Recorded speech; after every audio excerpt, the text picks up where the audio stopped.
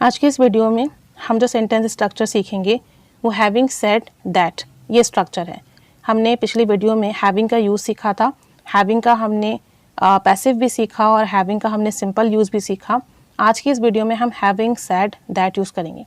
देखिए, हम ये तब यूज़ करते हैं जब आप किसी एक शख्स के बारे में दो बातें करें, यानी आप पहले कोई अच्छी बात करें और बाद में कोई नेगेटिव, या आप कोई पॉजिटिव बात करें साथ में उसकी कोई बुराई भी बात करें, यानी आपकी जो बात हो, आपकी जो स्टेटमेंट हो वो कॉन्ट्रास्ट हो, कॉन्ट्ररी हो, तो उसके लिए आप हैविंग सेड दैट यूज़ करते हैं।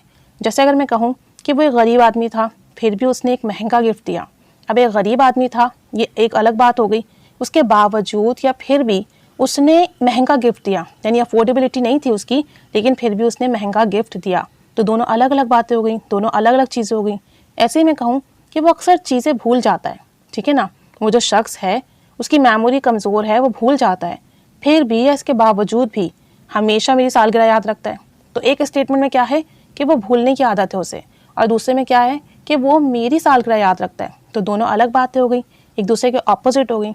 अब इन दो बातों को जोड़ने के लिए, दो स्टेटमेंट को, दो सेंटेंसेस को जोड़ने के लिए हमने दरमियान में क्या यूज़ किया, इसके बावजूद भी, फिर भी।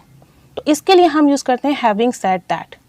इसके लिए बहुत सारे वर्ड्स हैं आपके पास। इन स्पाइट ऑफ भी यूज़ कर सकते हैं आप, कॉन्ट्ररी भी यूज़ कर सकते हैं, लेकिन एडवांस्ड इंग्लिश में अगर आपने बोलना है तो आप कहिए हैविंग सेड दैट, ठीक है। जैसे ये एग्जाम्पल ले लेते हैं, वो एक गरीब आदमी था, he was a poor man, he was a poor man, फिर भी हैविंग सेड दैट, फिर भी हैविंग सेड दैट उसने एक महंगा गिफ्ट दिया। He gave an expensive gift, he gave an expensive gift. तो कॉन्ट्ररी बातें हैं, ऑपोजिट बातें हैं, तो उसको आप कंबाइन करने के लिए जो बीच में यूज़ करेंगे फिर भी या इसके बावजूद भी, उसके लिए यूज़ कीजिए हैविंग सेड दैट। एक और एग्जाम्पल देखें, वो अक्सर चीज़ें भूल जाता है, ही फॉरगेट्स मोस्ट थिंग्स, ही फॉरगेट्स मोस्ट थिंग्स, फिर भी या इसके बावजूद भी having said that, having said that वो हमेशा मेरी सालगिरह याद रखता है। ही always remembers my birthday, he always remembers my birthday.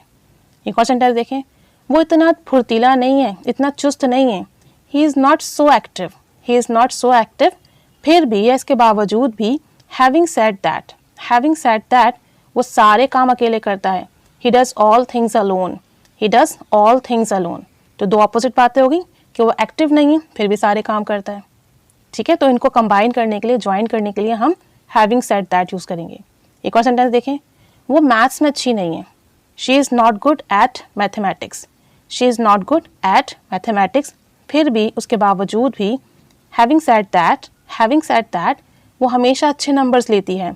She always gets good marks, she always gets good marks.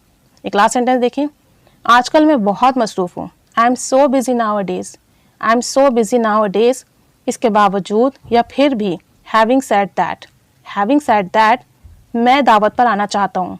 I want to come to the party, I want to come to the party, यानी कि मैं मसरूफ़ हूँ फिर भी दावत पर आना चाहता हूँ। दोनों अलग अलग बातें हो गई, तो हम कहेंगे I am so busy nowadays, having said that I want to come to the party, ठीक है।